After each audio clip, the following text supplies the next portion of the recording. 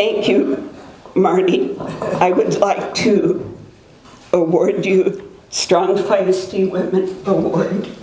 I want to get the right one. Yay.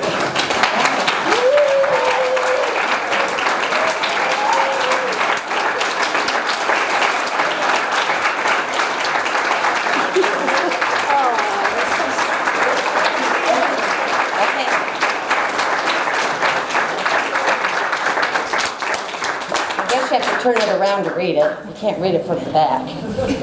Oh, this is beautiful. Just beautiful. Thank you. Thank you so much. Strong and feisty.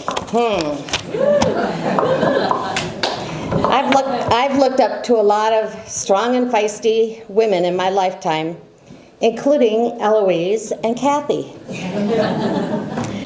When I met Bob Brammer in 1989, I was impressed that he was a member of WILPF.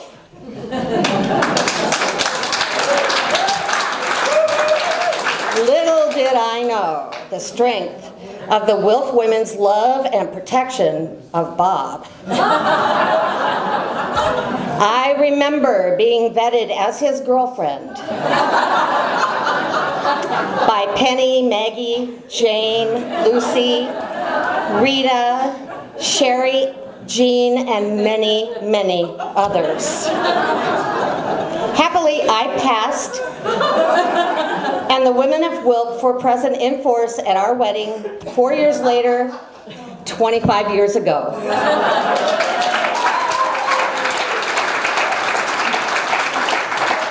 I've been called a lot of things in my life. My sisters both told me that I was matronly from the age of 5. My college roommates considered me fun, but intense, as I required a quiet house for at least 2 hours a night while I studied before we went out drinking. I was called a radical when I protested the war, and I was called crazy and a Pollyanna when I began to work for the end of sexual abuse and domestic violence. But strong and feisty are words that I will treasure through the rest of my days, and I will pull them out of my pocket every chance I have an opportunity. I have stood on the shoulders of and walked beside strong and feisty women all of my life. From my mom and sisters to my daughter, granddaughters, and nieces. From my bosses and colleagues to those I learned from and served in my career. From my schoolmates, my college roommates, and my adult friends. I thank and love them all for their help along the way.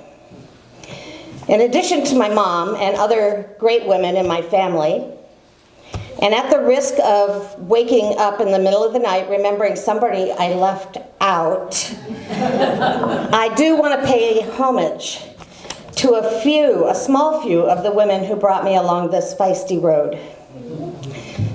First, the nuns who taught me. They instilled a love of others and the will to be good and do well. The nuns were the backbone and the heart of the church. Yeah. Still are. Ruth Anderson, who founded the UNI School of Social Work and taught me to be a social justice change agent and to respect people's right to chart out their own life with my help. Virginia Hatcher, my first boss at Broadlands, who saw the fighter in me and sent me to my first conference on domestic violence in 1974. Corinne Whitlatch, the first director of the Polk County Rape Sexual Assault Care Center, who hired me to set up rape centers across Iowa, and most of them are still operating. And Barbara Boatwright and Joanne Zimmerman, who taught me to help women get elected and lead. So when there was an empty slot in my district, I kind of had to do it. There are so many women that I've worked with through the years, but I cannot stop without remembering my colleague friends, Deb, Nancy, Jan, LJ, Mel, Benny, Karen, Ann, Sharon, Larry, Lori, Beth, and on and on and on. And there are good men who help me stay strong. Of course, my dad, a rebel in his own right, who guided me and always had great expectations for me. All he had to do was crook his eyebrow, and I knew I'd done something wrong. Right, Jeannie? Norm Osblum was a visionary child advocate who helped me set up 34 child abuse councils across Iowa. Lloyd Kaufman, my socially conscious boss, the second time around at Broadlands, who always saw the good in people. And Al Sturgeon, who, despite the resistance of other legislators, wrote and got passed the first law against domestic abuse in Iowa in 1992. And finally, but not least, Bob Brammer. The love of my life, the supreme social change agent, and a fighter for peace and justice.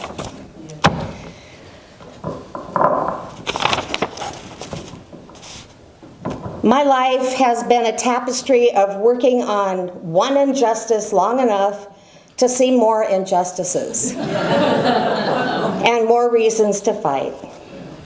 Most of my work history is and volunteer history too, is of working on human problems that we can improve our response to, but that won't go away. You know, there were no rape centers in the nation until 1973. None. No domestic abuse programs until 1976. None. Iowa rape laws were reformed in 1978. Up till then, rape was only vaginal penetration with the penis. So much sexual assault fell outside the law, and there was no concept that men could be raped. And it took till 1991, right, Benny, for Iowa to pass a criminal law against raping your wife or partner. Wow. Also, child sexual abuse was not even added to our child abuse laws until 1978. So it was people like Benny and Corinne and all of those other folks that I mentioned who helped us get that work done.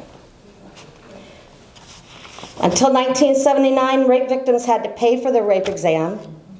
What other victim had to pay for the collection of the evidence regarding the crime against them?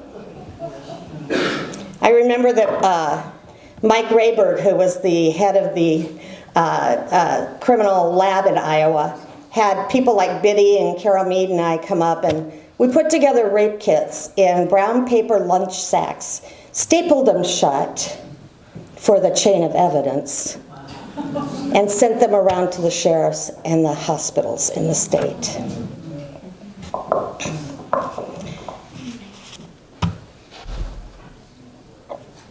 My point is, you can't become a strong and feisty woman alone.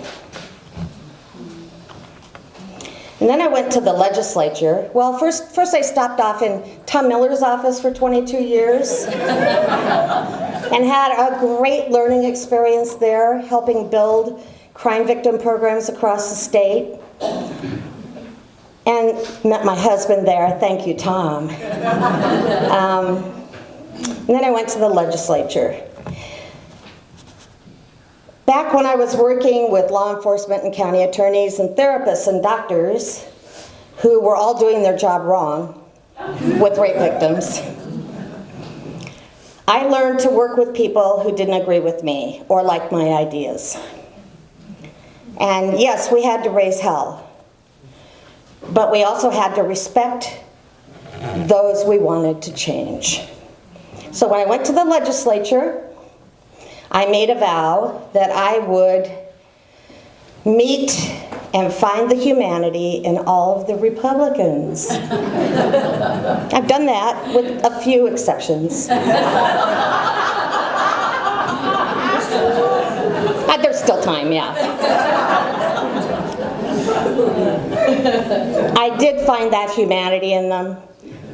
I did find my respect for them because they had run like I did. They just didn't know how to make law. And because I respected them, I have had the cooperation of Republican conservatives in passing the Sexual Abuse Protection Order, the trafficking law that says you cannot arrest a minor for prostitution because they're victims, not prostitutes. We've passed some prison and justice reform. Thank you. We created the Safe at Home program in the Secretary of State's office. Let's hope he does that job. And now we're working on felon voting.